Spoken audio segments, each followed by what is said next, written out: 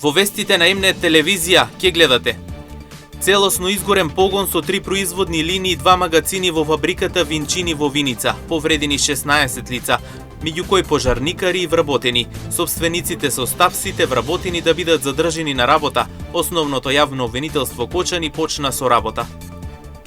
Со положување свежо цвеќе пред споменикот на борците од Егејскиот дел на Македонија, со свечени говори, музички настапи и израз на културното богатство, Штип денес достоинствено го одбележа 8 септември, денот на независноста на Република Македонија.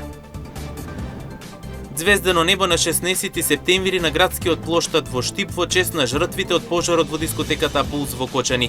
На истиот ден навршуваат 6 месеци од трагичниот ден кога животот го загубија 62 млади животи, меѓу кои 5 мина штипјани. Перде на очите по старите со проблеми со видот бројат во пораст. УВ зрачењето и изложеноста на сончева светлина го образуваат самиот процес. Лекарите со апел на редовни и рутински контроли. Со вестите почнуваме веднаш по рекламите. Останете со нас.